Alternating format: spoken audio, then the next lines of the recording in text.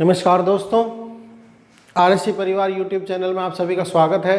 और अब हम अपने 12th क्लास का जो हमारा टॉपिक चल रहा था पॉलिटिकल साइंस का धर्म की अवधारणा, उसके अंदर हमने धर्म की परिभाषा, धर्म का अर्थ और धर्मनिरपेक्षता क्या है इसके बारे में डिस्कस कर लिया है। अब हम अपनी टॉपिक को आगे बढ़ाते हैं और डिस्कस करते हैं कि धर्म और नैतिकता।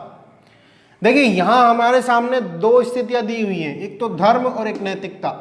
हमने इनमें संबंध स्थापित करना है, यानी क्या इनके अंदर कोई संबंध है तो क्यों है, और उसके बारे में हमें यहाँ पर डिस्कस करना है। तो देखिए सबसे पहले देखो, धर्म में हमने पढ़ लिया, धर्म पढ़ा हमने, और उसमें धर्म में हमने पढ़ा था देवत्व की प्राप्ति, ठीक है। और उसके बाद में हमने देखा था कि ये हमेशा क्या होगा, सकारात्मक,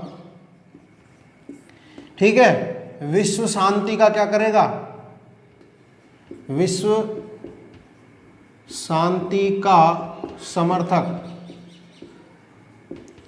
ये कुछ चीजें हैं जो हमने धर्म के नाम से पढ़ी थी, तो धर्म में ये सारी बातें हैं। अब हम बात करते हैं नैतिकता की। तो देखिए नैतिकता जो है ये कुछ मूल्यों के आधार पर चलती है। नैतिकता का मतलब क्या है कि नियति के अकॉर्डिंग हमें कैसा होना चाहिए, यानी कि मानव को कैसा होना चाहिए। ये एक नैतिकता है कि किसी परिस्थिति विशेष के अंदर हमें किस प्रकार का आचरण करना चाहिए, वो आपकी क्या है, एक प्रकार की नैतिकता। तो वो आचरण हमें कुछ समझाते हैं और कुछ आचरण हमें नैतिक मूल्यों के रूप में दिए गए हैं, उनके बारे में डिस्कस करते हैं। जैसे अहिंसा, सत्य, ठीक है। इसके बाद में आपका क्षमा, फिर उसके बाद में सद्गुण, ये सारे भी हैं सद्गुण, और ये सद्गुण अलग से। उसके बाद में सद्कर्म,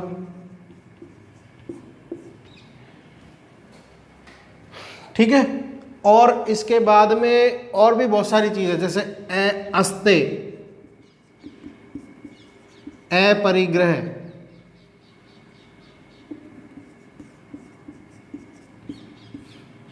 ये कुछ चीजें हैं जो हमने बहुत पहले पढ़ी हुई हैं।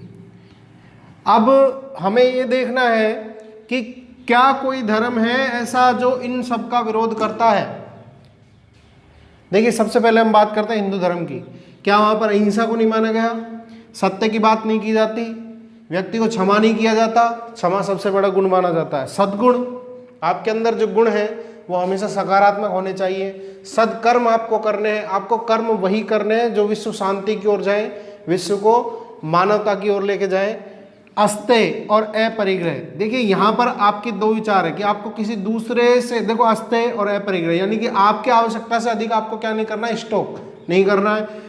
और ये इस तरह की चीज़ है जो हमको, ये मेरी मान्यता नहीं है, या आप भी जानेंगे कि शायद ही कोई ऐसा धर्म होगा जिनमें ये सभी चीज़ें नहीं होती। या हम ये कह सकते हैं कि नैतिकता के अभाव में कोई भी धर्म हो ही नहीं सकता। तो यहाँ से हमें पहली तो यही नॉलेज मिलती है। इसके बाद में देखिए अब इनके बीच में हम करते हैं संबंध स्थापित। तो देखिए ये बात आपको क्लियर हो गई। मैंने आपसे कहा कि बिना नैतिकता के किसी भी धर्म को धर्म की संज्ञा ही नहीं दी जा सकती, ठीक है। अब देखिए धर्म और नैतिकता में घनिष्ठ संबंध है, अभी देखा हमने। तो पहला टॉपिक हमारा यहां से यही आता है, धर्म व नैतिकता में परस्पर घनिष्ठ क्या है, संबंध है। दूसरा देखिए, दूसरा है धर्म का लक्ष्य क्या है, धर्म का लक्ष्य मानव मात्र की सेवा है, ठीक है। तीसरा है धर्म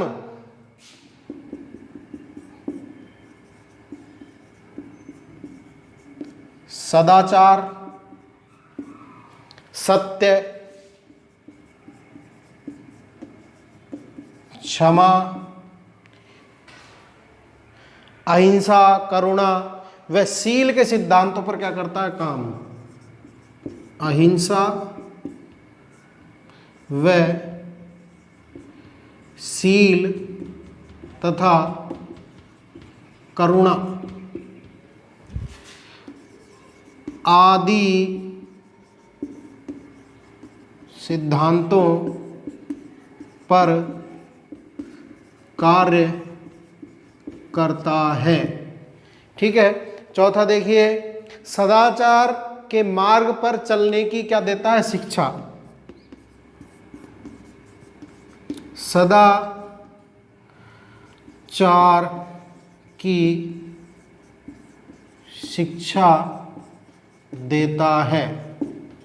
ठीक है। पांचवा देखिए, कार्य, इसका जो कार्य है, धर्म का जो कार्य है, कार्य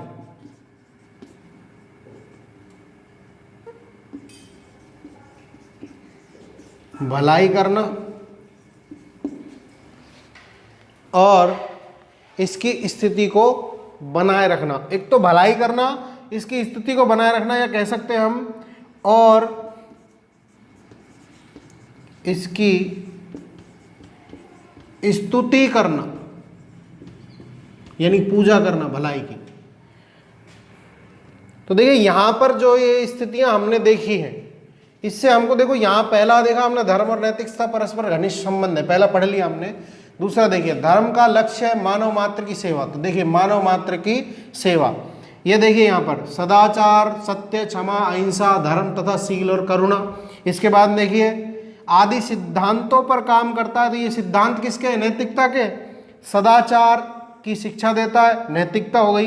कार्य भलाई का करता है और साथ में उसी की क्या करता है? भलाई की ही पूजा करता है। यानी कि क्या हम ये कह सकते हैं कि धर्म बिना नैतिकता के हो सकता है? बिल्कुल नहीं कह सकते। तो यहाँ से यही शिक्षा हमको मिलती है। इसके बाद में देखिए, यहाँ ये क्लियर होता है आपका कि धर्म और नैतिकता के मध्य किस प्रकार के संबंध पाए जाते हैं। इसको आप इन तरह से टॉपिक्स में भी डिवाइड कर सकते हैं, और चाहे तो आप इसको एक पूरा पैराग्राफ बना के भी समझा सकते हैं। टॉपिक्स में डिवाइड करोगे ज़्यादा अच्छा रहेगा। इसके बाद में हम अगली स्थिति में जाते हैं और वहां पढ़ेंगे हम धर्म और राजनीति। देखिए, धर्म और राजनीति,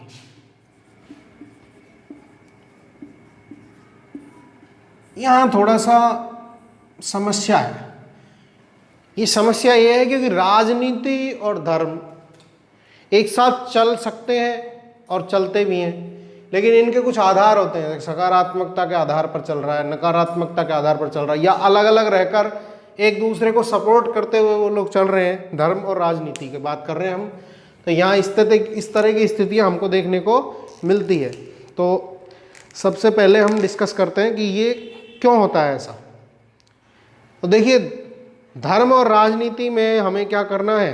देखना है कि धर्म और राजनीति के अंदर सकारात्मकता है तो क्यों है, ये एक दूसरे को किस प्रकार से संबंधित हैं एक दूसरे से, और किस प्रकार से एक दूसरे को सबल प्रदान करते हैं। तो देखिए,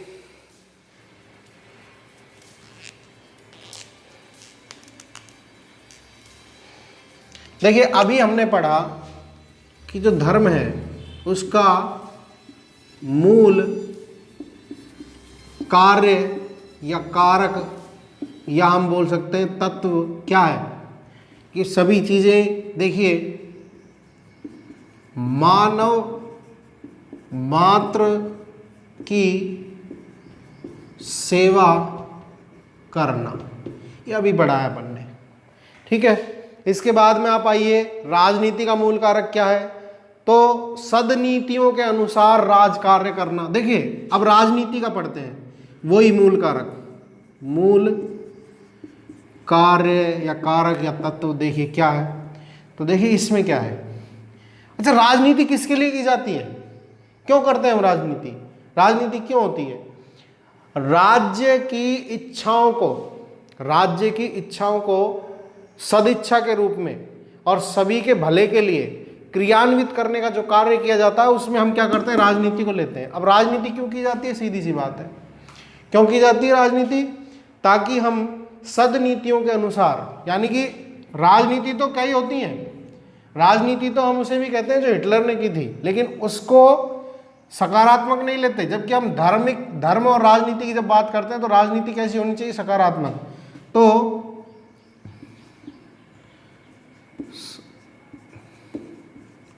सदाचरण के आधार पर क्या करना, राज्य के